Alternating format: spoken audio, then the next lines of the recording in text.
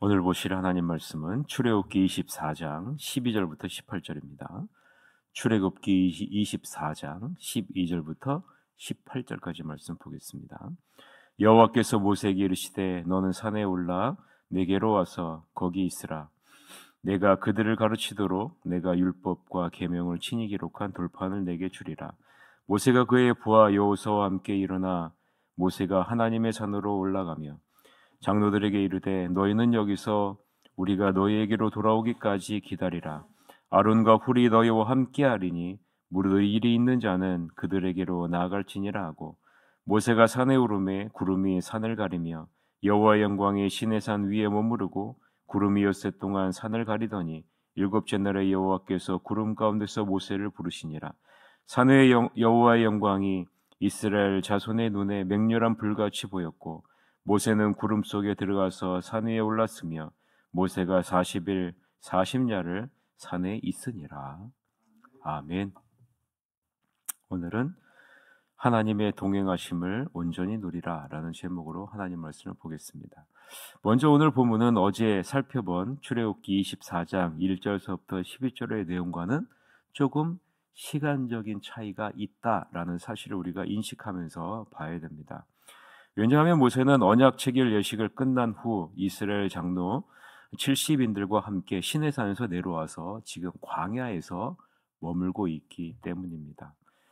그래서 오늘 본문에서 다시 하나님이 모세를 부르시는 장면이 바로 오늘 본문의 내용이라는 사실이죠. 모세가 이스라엘 백성으로 더불어 하나님과 언약식을 정중히 거행하고 나서 광야로 돌아와 있을 때 하나님이 모세를 부르시는 장면이 오늘 본문이라는 말입니다. 여호와 하나님이 모세를 향해 말합니다. 모세야, 너는 산에 올라와 내가 너에게 이스라엘 백성들을 가르치도록 율법과 계명을 친히 기록한 돌판을 내게 줄 때까지 산에 오래도록 머물러라 라고 말합니다. 그것이 12절이죠. 같이 한번 읽어봅시다. 여호와께서 모세에게 이르시되 너는 산에 올라 내게로 와서 거기 있으라. 내가 그들을 가르치도록 내가 율법과 계명을 친히 기록한 돌판을 내게 주리라 라고 말하죠. 잘 보세요. 하나님이 모세를 산으로 부르시는 이유가 두 돌판을 주시기 위함이라는 거죠. 왜 두 돌판을 주실까요? 이스라엘 백성을 가르치기 위해서라고 이야기를 하고 있습니다. 그럼 무엇을 가르치기 위함일까요? 하나님이 어떤 분이신지, 진리가 무엇인지, 하나님의 자녀로서 마땅히 가야 할 올바른 삶이 무엇인지를 가르쳐주기 위함이라는 거죠. 그래서 우리는요, 매일 하나님의 말씀 앞에 나아가는 것이 중요한 겁니다. 오늘 하루 내가 마땅히 가야 할 올바른 길이 무엇인지 말씀을 통해서 우리에게 알려주고 계시기 때문입니다. 여러분, 우리는 날마다 말씀 앞에 서야 돼요.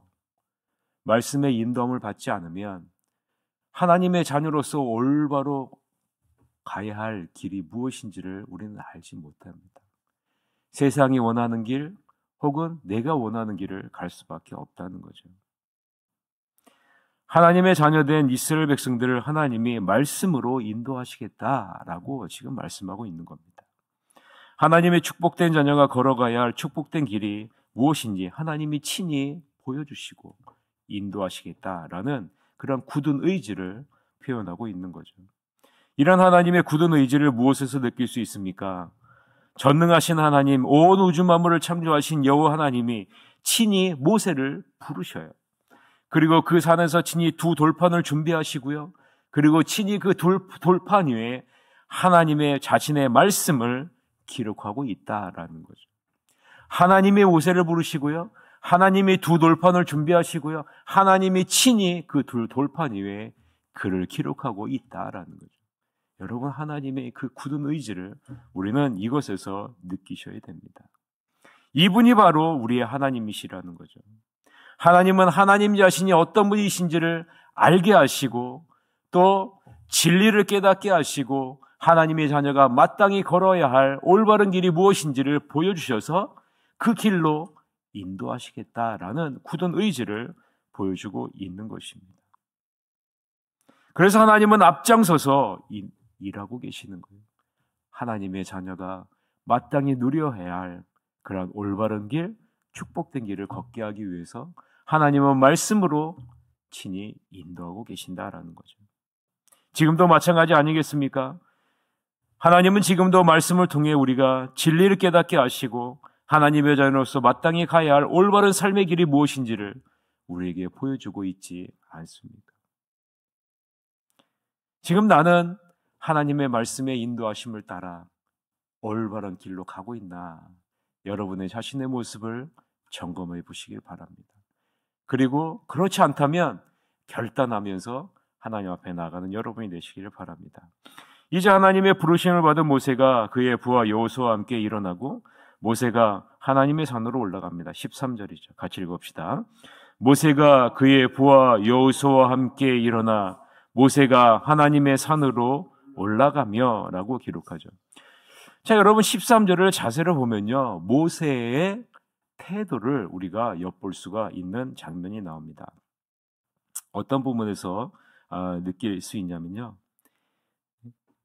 이 13절을 원문으로 보면 와우 접속사를 2번이나 반복하고 있다는 것을 볼 수 있기 때문입니다. 이 와우 접속사라는 것은요, 계속적인 것을 의미하고 있는 거예요.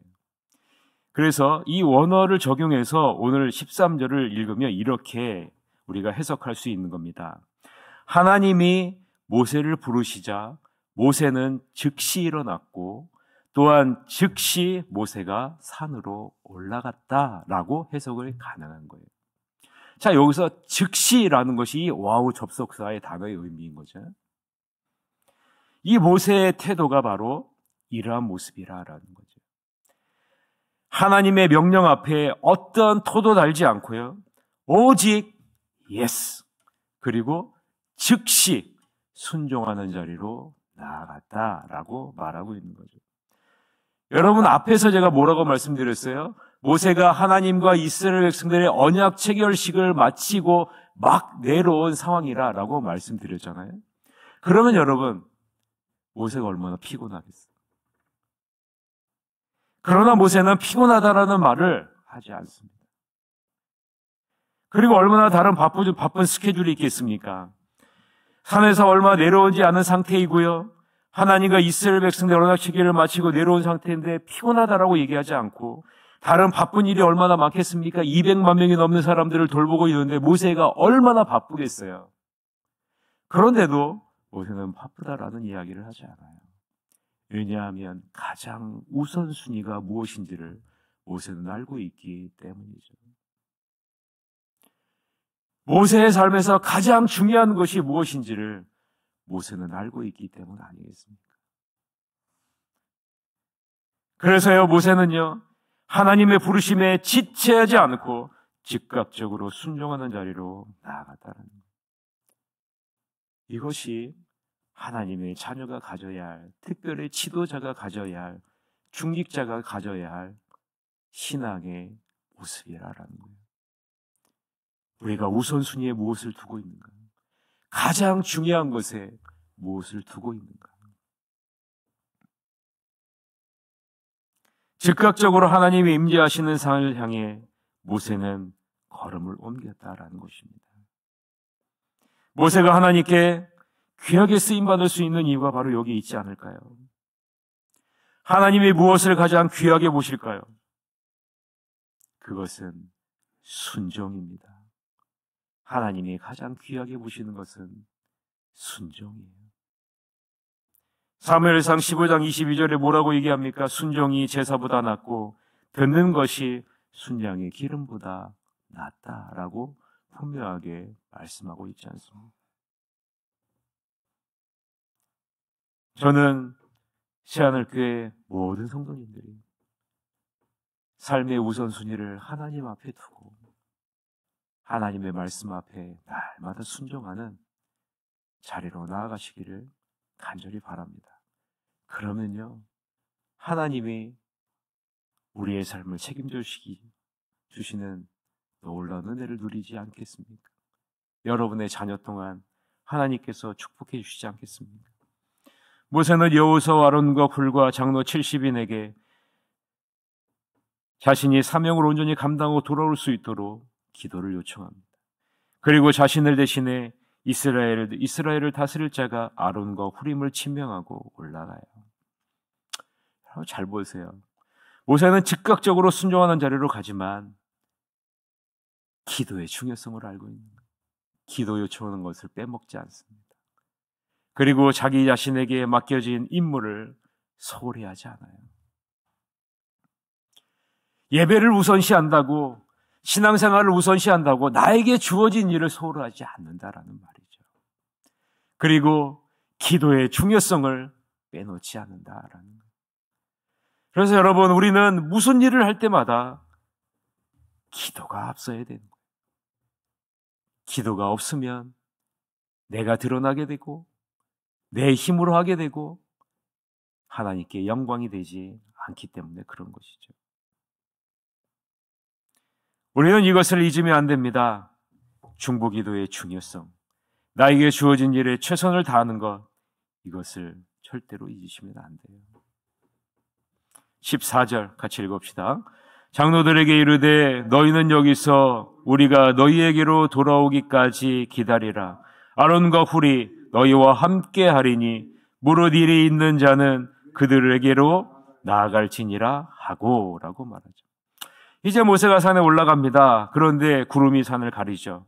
그리고 여호와의 영광이 시내산 위에 머무릅니다. 6일 동안 구름이 산을 가리더니 7일째 되는 날에 여호와께서 구름 가운데 모세를 불렀다라고 말하고 있지 않습니까? 그런데 놀라운 것은 멀리서 시내산을 보는 이스라엘 백성들의 시선에는 여호와의 영광이 맹렬한 불같이 보였다라는 거예요. 그 내용이 15절서부터 18절의 내용입니다. 같이 읽읍시다. 모세가 산에 오르매 구름이 산을 가리며 여호와의 영광이 시내산 위에 머무르고 구름이 엿새 동안 산을 가리더니 7째 날에 여호와께서 구름 가운데서 모세를 부르시니라. 산 위에 여호와의 영광이 이스라엘 자손의 눈에 맹렬한 불같이 보였고 모세는 구름 속으로 들어가서 산 위에 올랐으며 모세가 40일 40야를 산에 있으니라 라고 말하죠. 6일 동안 여호와의 영광이 산 전체를 완전히 뒤덮었다라고 말합니다. 산의 형체를 감출 정도로 빽빽하게 뒤덮었다라고 말해요. 그리고 7일째 되는 날에 모세를 불렀다라고 말합니다. 저는 이 본문 말씀을 보면서 이런 생각을 갖게 돼요. 그럼 6일 동안 모세는 무엇을 했을까? 그럼 6일 동안 모세는 그 빽빽한 여호와의 영광 가운데, 구름 가운데 산에 올라갔는데 6일 동안 모세는 무엇을 했을까? 여러분, 무엇을 했을 것 같습니까? 저는 이런 생각을 갖게 됩니다. 아마도 끊임없이 기도하고 묵상하며 지난 날을 참회하고 회개하지 않았을까?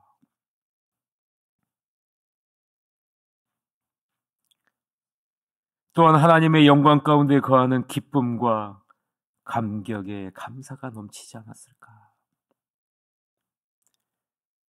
온전히 여호와의 영광 가운데 있는 그러한 기쁨과 감격을 누리며 감사하지 않았을까? 어찌 보면 우리에게도 모세와 같이 여호와의 영광의 깊은 상태에 잠겨 내 자신을 돌아보고 묵상하는 시간이 필요하지 않을까? 그런 생각을 갖게 됩니다. 오직 하나님만을 묵상하고 그분의 말씀에 귀를 기울이는 시간이 우리에게 필요하지 않을까? 하나님은 모세에게 이런 시간을 갖게 하시고 하나님이 정한 그때에 모세를 부르시는 것 아니겠습니까? 저는 보면서요, 하나님의 때가 있구나. 하나님의 때가 있구나. 주님을 신뢰함으로 인내하고 기다리면 하나님이 정한 때에 우리를 부르시고 하나님이 정한 때에 우리를 사용하신다라는 생각을 갖게 됩니다. 마지막으로 여호와의 영광이 빽빽한 구름으로 온 산을 덮고 시내산 중앙에 불기둥이 그 가운데 서 있게, 왜 서 있게 하셨을까? 왜 이스라엘 백성들 눈에는 불기둥으로 보였을까? 그것이 우연일까요? 불기둥으로 보이는 것이 우연일까요? 여러분, 구름기둥과 불기둥 하면 무엇이 생각납니까? 하나님이 출애굽한 이스라엘 백성들을 무엇으로 인도하시고 보호하셨어요? 구름기둥과 불기둥으로 인도하시고 보호하시지 않았습니까?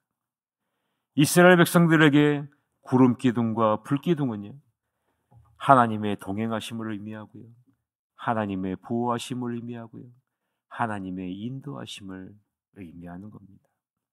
지금 하나님이 이스라엘 백성들에게 그것을 말하는 것 아니겠습니까? 내가 너희와 함께하고 있단다. 내가 너희를 보호하고 있단다. 내가 너희를 인도할 것이다. 라는 것을 보여주고 있는 것 아니겠습니까? 무엇으로요? 말씀으로. 말씀으로 하신다. 여러분이 만약에 모세와 같이 시내산에 올라 40일, 40야를 있다라고 생각을 한번 해보세요. 그러면 40일 동안 무엇을 하시겠습니까? 말씀을 맺겠습니다. 오늘 하루도 하나님께서 내 삶에 늘 동행하시고 나를 인도해 주신다는 이 사실을 굳게 붙잡고 승리하는 여러분이 되시길 바랍니다. 지금도 말씀으로 여러분과 함께 하시고, 지금도 말씀으로 여러분을 인도하시고, 지금도 말씀으로 여러분을 보호하고 계신다는 사실을 잊지 마시고, 하나님의 말씀을 굳건하게 붙잡고 주님과 동행하는 온전한 기쁨을 누리시는 여러분이 되시기를 주님의 이름으로 간절히 축원합니다. 이 시간에 다 같이 통성으로 기도합시다. 임직자 선출이 이제 며칠 남지 않았습니다. 11월 24일에 있는데요. 우리 새하늘교회가 새로운 지도자를 뽑아 새롭게 나아갈 수 있도록 이끌어 주시옵소서라고 기도해 주시고, 이제 수능시험이 다음 주 6일 남았는데요. 희은이, 민서혜민이가 시험을 잘 치러서 하나님 보시기 아름다운 모습으로 나아갈 수 있도록, 그리고 이번 주에 있을 성찬식을 통해 예수님의 십자가의 사랑을 다시 한번 내 안에 채울 수 있는 은혜가 있게 하여 주옵소서. 그리고 추수감사주를 위해서 우리 다 같이 통성으로 기도하시는 것 같도록 하겠습니다. 기도하시겠습니다.